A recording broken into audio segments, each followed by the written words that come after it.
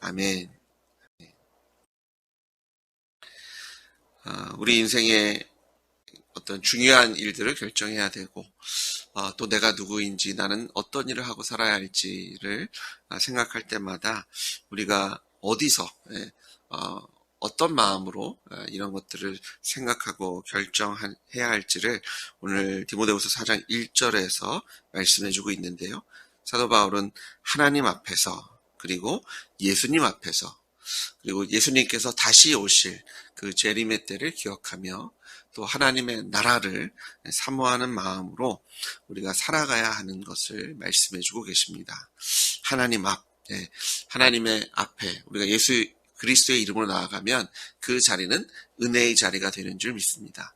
하나님의 사랑이 있고 자비가 있고 긍휼하심이 있고 또 하나님께서 우리에게 허락하시는 평강을 누릴 수 있는 곳이 바로 하나님 앞에서, 우리가 어떤 우리의 인생의 중요한 결정을 하든가 내가 무엇을 해야 할지 또 어떤 모습을 살아야 할지를 결정하는 것이 내가 돈이 얼마가 있고 내 재능이 얼마가 있고 보다 더 중요한 것은 우리가 하나님 앞에서 하나님께서 우리에게 말씀하시는 것을 듣고 또 그것을 마음에 새겨서 순종의 자리에 쓰시는 여러분 되시길 주님으로 축복합니다.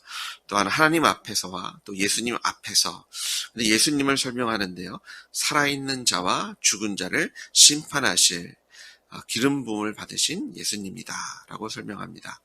이 살아있는 자와 죽은 자, 심판, 이 단어를 생각하면 제가 로마서 14장 7절부터 9절 그리고 사도행전 17장 30절과 31절을 기억나게 하죠. 로마서 14장 7절부터 9절에 보시면 우리 중에 누구든지 자기를 위하여 사는 자가 없고 자기를 위하여 죽는 자도 없도다. 우리가 살아도 주를 위하여 살고 죽어도 주를 위하여 죽나니 그러므로 사나 죽으나 우리가 주의 것이로다. 이를 위하여 그리스도께서 죽었다가 다시 살아나셨으니 곧 죽은 자와 산 자의 주가 되려 하심이라. 예수님께서 이 땅에 오시고 죽으시고 부활하신 이유가 죽은 자와 산 자의 주인이 되기 위해서 오셨다라고 말씀하십니다. 주인이라는 것은요, 우리를 심판하시는 이가 바로 예수 그리스도이심을 볼 수 있고요.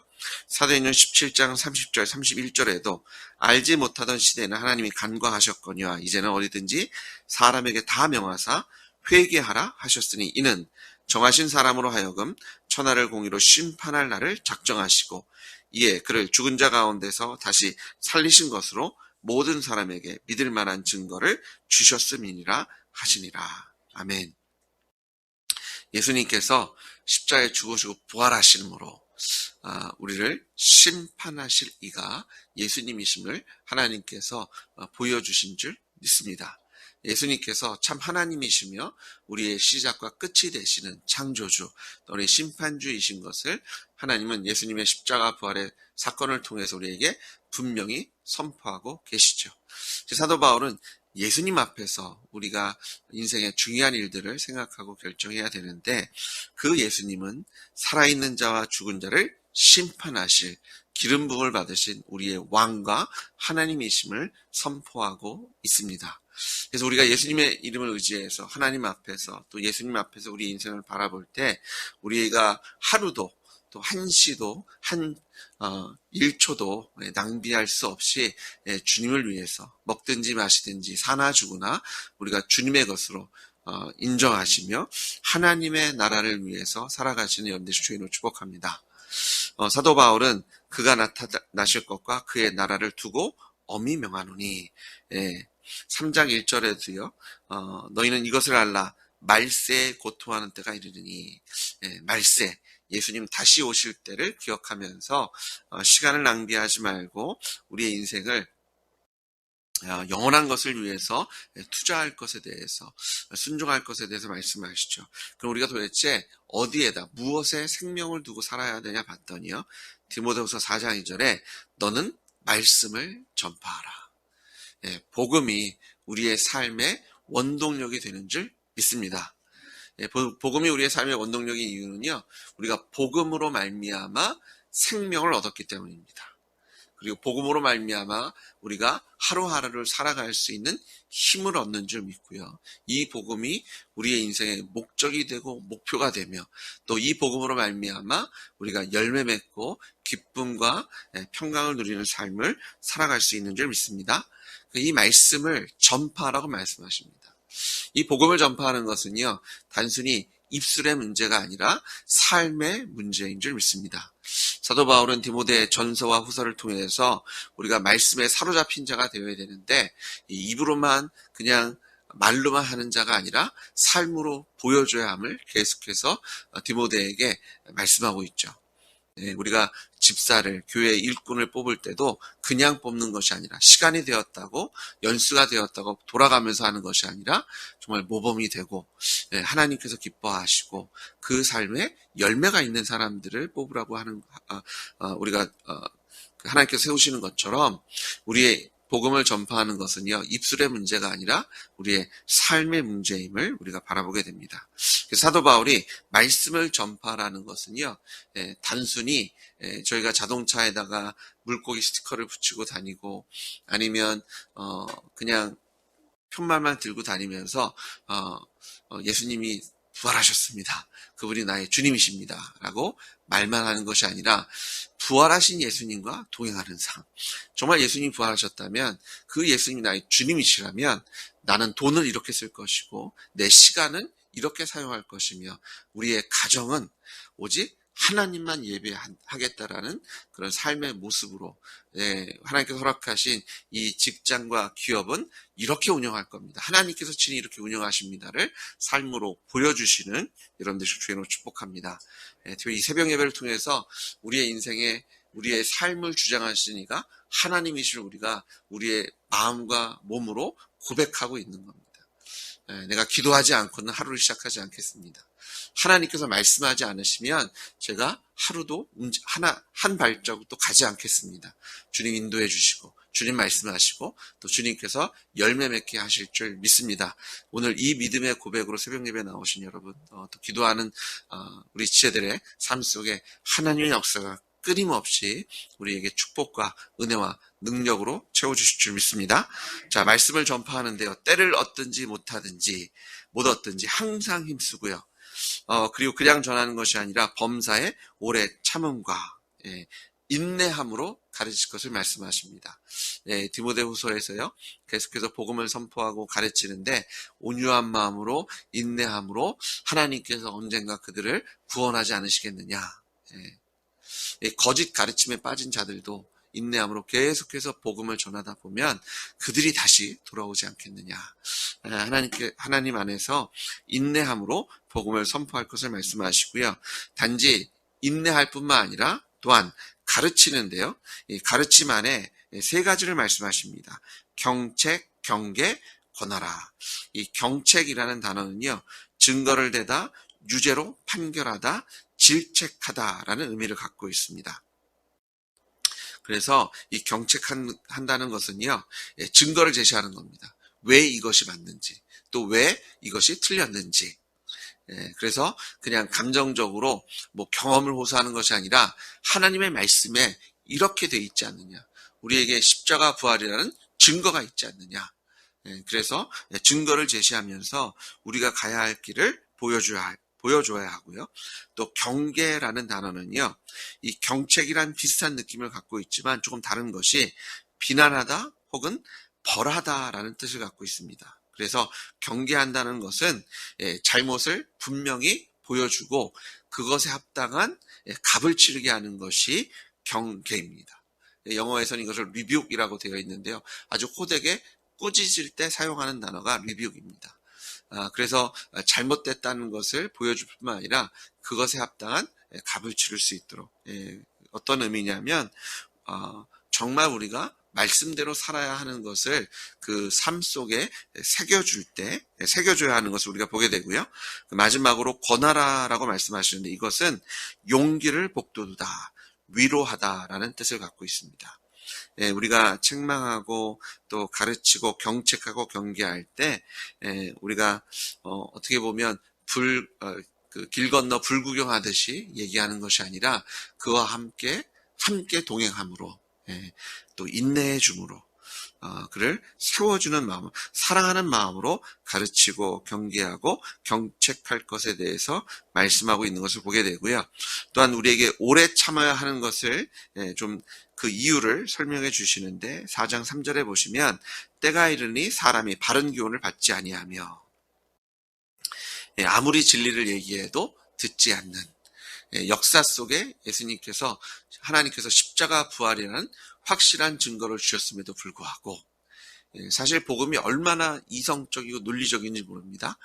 그럼에도 불구하고 듣지 않을 것이다. 사실 지금 이런 일들이 계속해서 일어나고 있죠. 아무리 분명한 것을 얘기하고요. 윤리 도덕적으로도 맞는 얘기를 해도 듣지 않는 그 이유를 봤더니 귀가 가려워서. 이 가려워서라는 단어가 크레도메노이라는 단어인데요. 이것이 간지러운 곳을 긁어서 만족감을 얻으려는 그런 본능을 얘기한답니다. 그러니까 자기 귀가 가려우니까 자기 귀에 듣기 원하는 것만 듣는 것을 표현할 때 사용한다고 합니다. 그러니까 귀가 가렵다는 것이 내 귀가 가려우니까 그 가려운 것을 충족시켜야 되잖아요. 그러니까 내가 듣고 싶은 것을 들음으로 그런 나의 마음을 충족시키고자 하는, 그래서 자기의 사욕을 따라 스승을 많이 두는 이유가 자기가 가려운 것을 자기가 긁기 위해서, 진리로 그것을 채우는 것이 아니라 내가 듣고 싶은 것을 듣고 내가 원하는 것을 향해서 달려가는 그런 사람들의 모습을 설명해 주고 있고요.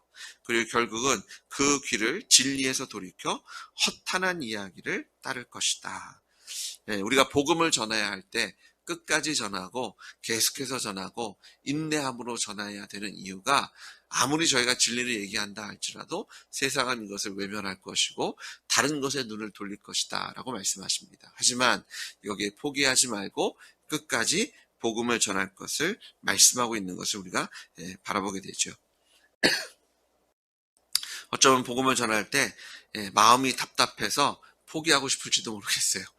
진리와 허탄한 이야기, 이 거짓 신화, 거짓 족보, 이런 하잘데기 없는 것에 생명을 걸고 정말 진리와 그런 별로 가치도 없는 것을 무게를 달아서 예수님의 십자가 부활의 복음보다 헛된 것에 무게를 두고 사는 것을 보면 어쩌면 너무 답답해서, 그리고 아무리 얘기해도 듣지 않으니 포기하고 싶을지 모르겠어요. 그런데 성경은 우리에게 포기하지 말고 끝까지 복음을 전할 것에 대해서 말씀하고 계십니다. 사랑하는 여러분, 지치지 마시고요. 사랑하는 마음으로 끝까지 여러분의 사랑하는 가족들과 지인들과 여러분의 직장 동료와 삶에서 하나님께서 붙여주시는 우리가 감당해야 할 사랑에 빚진 자들에게 끝까지 복음 전해 주시기를 주의 이름으로 부탁합니다. 자, 5절에 보니까 그러나 너는 모든 일에 신중하여 고난을 받으며 전도자의 일을 하며 내 직무를 다하라. 이 신중하라는 단어를 문자적으로 해석하면 술을 삼가라, 침착하라라는 의미를 갖고 있습니다. 술을 마시면 아무래도 흥분이 되고 제대로 판단할 수 없잖아요. 그래서 그냥 감정적으로 흘러가는 것이 아니라 아주 침착하게 신중하여서 고난을 받을 때, 내가 그냥 고난 받으니까 잘못됐나 보다, 일이 어그러지니까 이건 아닌가 보다 라고 섣불리 판단하지 말고 주님 말씀 붙잡고 신중하게 고난도 감당하면서 하나님 우리에게 맡기신 전도자 일을 하고요. 이것이 우리의 직무다라고 말씀하십니다. 하나님께 우리에게 맡기신 하나님의 사람들에 대해서 맡은 자에게 하나님께서 찾으시는 것은 충성인 줄 믿습니다. 충성되이 오늘도 하나님께서 맡기신 직무를 다해 주시는 여러분들의 주의로 축복합니다. 근데 사도 바울이 이런 것을 이렇게 디모데에게 또 교회에게 간절히 명령하고 또 권하는 이유를 봤더니요. 4장 6절에 이 개역 성경에는 빠졌는데요. 가르라는 단어가 생략되어 있다 합니다. 이제 가르라는 단어는 어떤 뜻이냐면 왜냐하면입니다.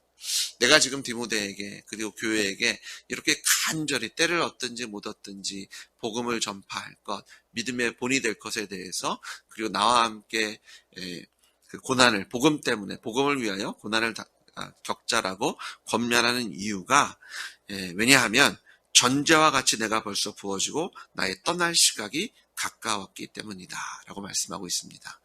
이 전제는요, 이 하나님께 제사를 드릴 때 그 제단 위에 올려진 제물 위에 붓는 그 제주, 그 물을 붓는 겁니다. 그러니까 그 술을 붓든, 그래서 그리고 제사 의식의 마지막 의식으로 그 드려지는 것을 우리가 전제라고 합니다.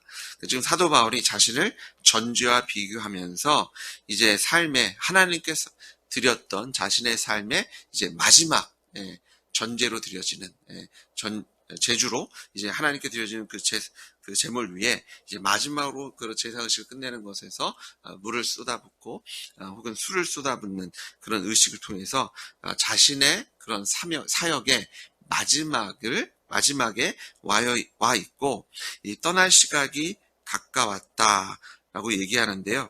이것은 이 떠날이라는 단어는요, 이 마지막에 대해 얘기하지만 원어적인 뜻은요, 선원이 배를 바다로 출항시키기 위해서 정박해 놓았던 배의 로프를 푼다라는 의미를 갖고 있고요. 그리고 여행을 떠나는 사람이 그런 새로운 여행길을 나아가기 위해서 이 장막을 걷는다는 의미를 갖고 있다고 합니다. 그러니까 저희는 떠날 시간이 가까웠다 하면 인생의 황혼기에 뭐 이런 생각을 하지만 사도 바울은 어떤 그런 의미가 아니라 오히려 새로운 시작에 대한 얘기를 하는데요. 어떤 시작이냐면 순교를 통해서 하나님의 나라에 입성에 대한 얘기를 합니다.